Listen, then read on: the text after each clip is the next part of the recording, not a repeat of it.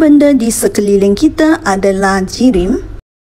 Benda hidup dan benda bukan hidup adalah jirim. Semua jirim terdiri daripada atom. Pepeja, cecair atau gas semua terdiri daripada atom. Apa itu atom? Zarah-zarah yang kecil dan diskret. Atom ialah zarah yang paling ringkas dan tidak boleh dipecahkan lagi menjadi bahan yang lebih ringkas. Walaupun atom tidak boleh dibahagikan lagi, tetapi dia mempunyai 3 zarah subatom, iaitu proton, elektron dan neutron. Senang ingat, pen. Proton dan neutron membentuk nukleus dan berada di tengahnya. Dan elektron akan mengelilingi nukleus atom itu. Nukleus atom dikelilingi oleh elektron. Proton dan neutron akan membentuk nukleus dan nukleus akan dikelilingi oleh elektron.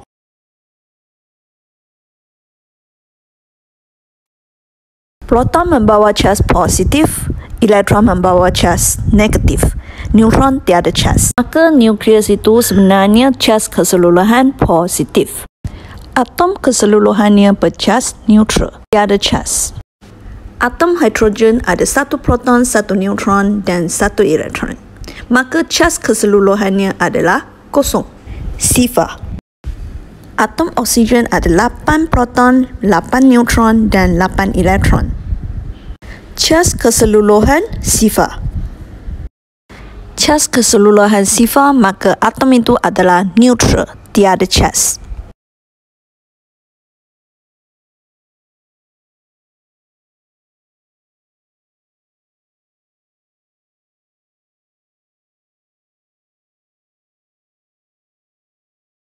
Dalam natrium, natrium terdiri daripada atom natrium. Aluminium terdiri daripada atom aluminium dan emas terdiri daripada atom emas. Au adalah simbol untuk emas. Dalam satu bar emas, atom-atom emas akan tersusun secara rapat dalam keadaan jirim pepeja. Atom-atom boleh gabung secara kimia untuk membentuk molekul. Satu molekul boleh mempunyai 2 atau lebih atom. Maksudnya ada atom dia tak suka wujud satu-satu. Dia lebih suka bergabung dengan kawannya menjadi satu kumpulan. Contohnya oksigen. Dia wujud dalam satu kumpulan ada 2 atom, iaitu 2 atom oksigen menjadi satu molekul oksigen. Dalam gambar ajar ada 3 molekul oksigen. Satu atom oksigen akan diikatkan secara kimia dengan satu atom oksigen menjadi satu molekul oksigen. Molekul oksigen terdiri daripada 2 atom dan jenis atomnya sama, iaitu oksigen. 2 atau lebih atom boleh berpadu membentuk molekul. Tidak semestinya jenis atomnya sama. Contohnya, kita menghempus keluar karbon dioksida semasa respirasi atau pernafasan. Karbon dioksida dia wujud dalam keadaan molekul, iaitu CO2. Satu molekul karbon dioksida terdiri daripada 2 atom oksigen dan 1 atom karbon. Di sini ada berapa jenis atom? Ada 2. Satu ialah karbon dan satu ialah oksigen. Ada berapa atom? Ada 3. 2 atom oksigen, 1 atom karbon. Molekul terdiri daripada 2 atau lebih atom. Dalam air ada banyak molekul air. Ini ialah satu molekul air. Kita selalu panggil dia H2O. Berapa atom dalam satu molekul air? Ada 3 atom, iaitu 1 atom oksigen, 2 atom hidrogen. Bergabung secara kimia membentuk satu molekul air. Dalam gambar ajar ini ada 5 molekul air. Dan ini ada 6 molekul air. Gambar ajar yang tidak sama tetapi semua mewakili molekul H2O, molekul air.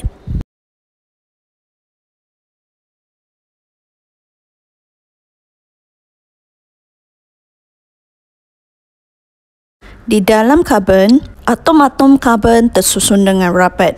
Tiada jenis atom yang lain, hanya atom karbon sahaja. Karbon ialah sejenis unsur. Karbon terdiri daripada atom karbon. Berapa jenis atom di sini? Satu jenis atom sahaja. Namanya karbon. Jirim yang terbentuk daripada atom yang sama jenis dipanggil unsur. Di sini hanya satu jenis atom sahaja, iaitu karbon, maka karbon ialah unsur. Ahli sains menjumpai 118 unsur dan susunkannya di dalam jadual perkala. Di mana karbon? Adakah anda jumpa karbon? Karbon ialah unsur. Emas ialah unsur. Dalam emas hanya satu jenis atom saja.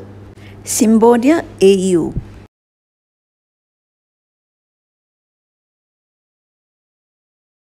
Paku besi terbentuk daripada atom-atom besi. Simbolnya ialah Fe, film. Unsur ialah bahan yang paling ringkas. Unsur tidak dapat diuraikan secara kimia kepada dua atau lebih bahan yang lebih ringkas lagi. Terdapat hanya satu jenis zarah saja dalam setiap jenis unsur. Besi terdiri daripada zarah besi sahaja. Di mana besi? Dalam jadual perkala, unsur-unsur di kawasan ini adalah logam. Di kawasan yang berwarna biru ni adalah unsur-unsur yang bukan logam. Ada juga unsur yang separuh logam. Contoh logam, kalium, natrium, emas, besi, magnesium dan zinc. Dan contoh bukan logam, karbon, oksigen, nitrogen, klorin dan iodin. Contoh separuh logam, silikon dan boron. Aluminium adalah logam. Aluminium adalah unsur kerana dia terdiri daripada atom-atom aluminium sahaja. Simbol aluminium ialah Al. Dia di kawasan kuning iaitu kawasan logam. Besi adalah unsur. Dia terdiri daripada satu jenis atom sahaja. Besi simbolnya ialah Fe. Duduk di kawasan logam.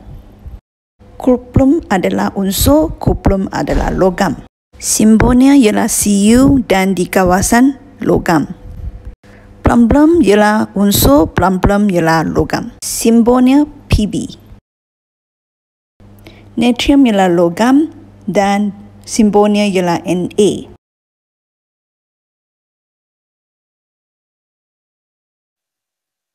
Karbon dia bukan logam. Di mana karbon? Ya. Simbol dia ialah C. Oksigen yang kita sedut, yang kita bernafas gunakan oksigen, ialah bukan logam dan oksigen ialah unsur.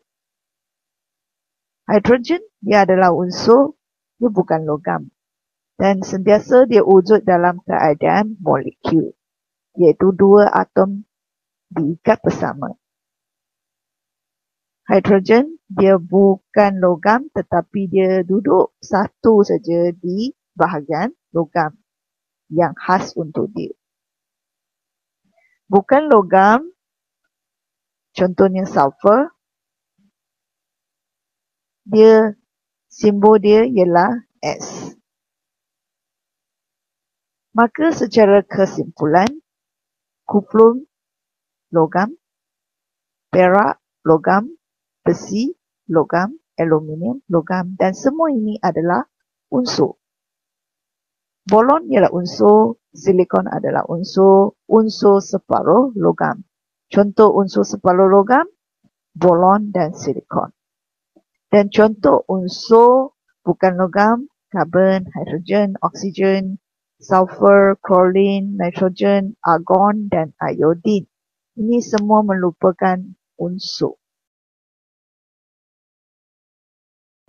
Atom ialah zarah-zarah seni yang membina jirim. Dua atau lebih atom boleh membina satu molekul. Dan kita sudah belajar unsur. Unsur ialah sama jenis. Ada unsur yang dia wujud sebagai atom.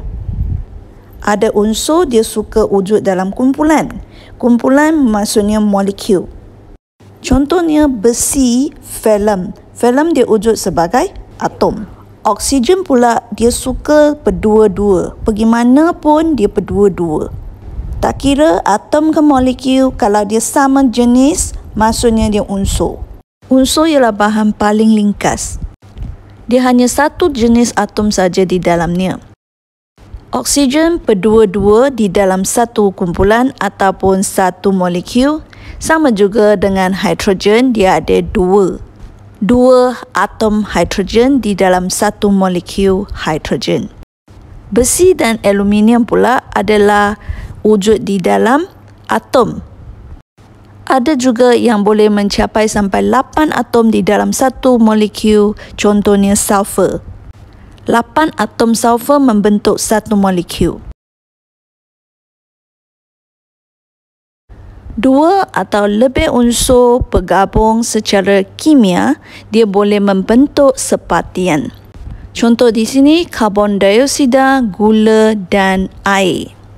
Ketiga-tiga ini dia wujud dalam kumpulan.